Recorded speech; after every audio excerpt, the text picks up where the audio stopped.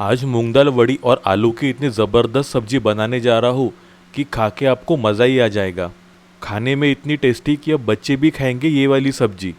तो बिना किसी देरी के चलिए इस डिलीशियस मूंग दाल वड़ी और आलू की सब्जी बनाने की शुरुआत करते हैं। हेलो दोस्तों, मेरा नाम है जॉन और आप देख रहे हैं मेरा चैनल जॉन्स किचन। तो चलिए लेट्स कुक।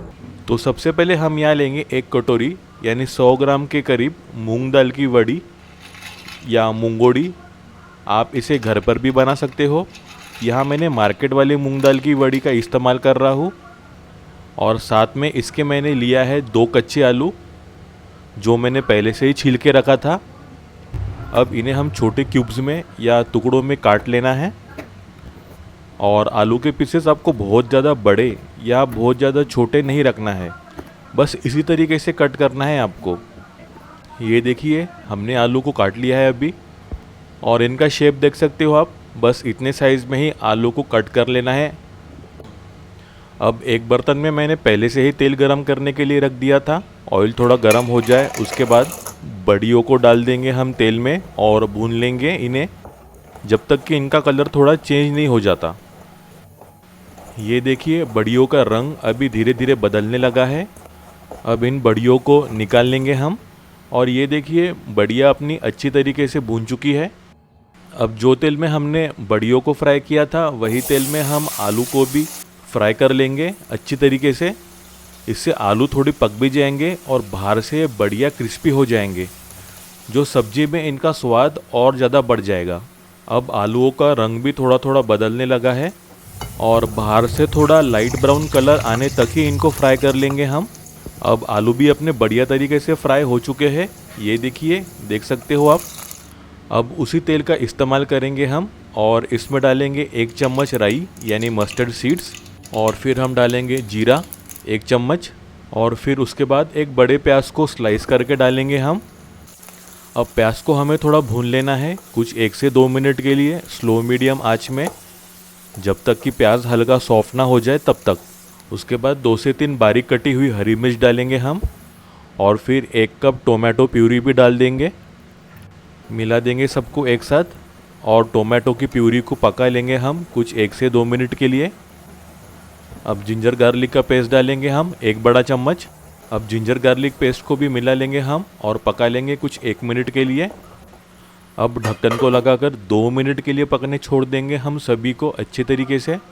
अब 2 मिनट के बाद ढक्कन को हटा लेंगे हम। उसके बाद कुछ सूखे मसाले डालेंगे। तो सबसे पहले हम डालेंगे 1 चम्मच लाल मिर्च पाउडर, और फिर धनिया पाउडर डालेंगे हम 1 चम्मच के करीब। उसके बाद हल्दी पाउडर डालेंगे हम आधा चम्मच, और फिर घर का पिसा हुआ गरम मसाला पाउडर डालेंगे हम आधा से 3/4 चम्मच, और मिला लेंगे हम सभी चीज़ों को एक साथ।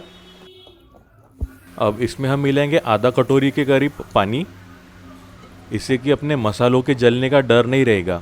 एक बार मिला लेंगे हम अच्छी तरीके से, और फिर 1 चम्मच के करीब सूखी कसूरी मेथी डालेंगे हम। इसे इस तरीके से क्रश करके डालेंगे, बहुत ही बढ़िया स्वाद आएगा सब्जी में इससे। मिला लेंगे इसे भी हम अच्छी तरीके से। अब जो आलू हमने फ्राई करके रखे थे वो डाल देंगे मसालों में, और इन्हें हम अच्छे से मिक्स कर लेंगे मसालों के साथ में कुछ 1 मिनट के लिए। अब जो मूंग दाल की वड़ियाँ हमने फ्राई करके रखी थी वो भी डाल देंगे अब इन मूंग वड़ियों को भी मिक्स कर लेंगे हम आलू के साथ में और मसालों के साथ में, और ऐसे ही चलाते रहेंगे हम कुछ 1 मिनट के लिए। अब इसमें हम डालेंगे करीब 1 से 1.5 कप के करीब पानी। एक और बार मिला लेंगे हम अच्छी से, जिससे कि पानी मिक्स हो जाएगा अच्छी तरीके से सब्जी में। अब इसे हम ढक देंगे और स्लो आंच में कम से कम 10 मिनट के लिए छोड़ देंगे हम पकने के लिए अच्छी तरीके से। 10 मिनट हो चुके हैं। एक बार ढक्कन खोलकर चेक कर लेंगे हम। सब्जी अब अपनी बढ़िया तरीके से पक चुकी है, और ये देखिए आलू भी अपने अंदर से अच्छी तरीके से पक चुके हैं और सॉफ्ट भी हो चुके हैं। और ये देखिए दोस्तों, अपने आलू और मूंग दाल वड़ी की सब्जी बनके बिल्कुल रेडी हो चुकी है। अब इसे सर्व कर लेंगे हम। और ये सब्जी खाने में बहुत ही ज़्यादा टेस्टी होती है। इसे रोटी और चावल के साथ में आप सर्व कर सकते हो। और इस तरीके से अगर आप सूखी सब्जी बनाओगे तो रोटी के साथ खाने में तो बहुत ही मज़ा आएगा।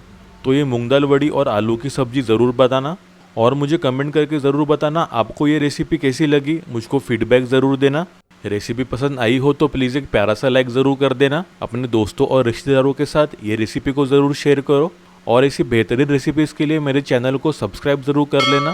बेल आइकन को दबाना बिल्कुल मत भूलना, इससे आपको मेरी हर वीडियो की नोटिफिकेशन मिलती रहेगी। और मेरी ऐसी इंटरेस्टिंग रेसिपीज़ के लिए आप ये वीडियोस भी क्लिक करके ज़रूर देखना। तो मिलते हैं एक नई रेसिपी के साथ, तब तक अपना ख्याल रखना। Bye, thank you.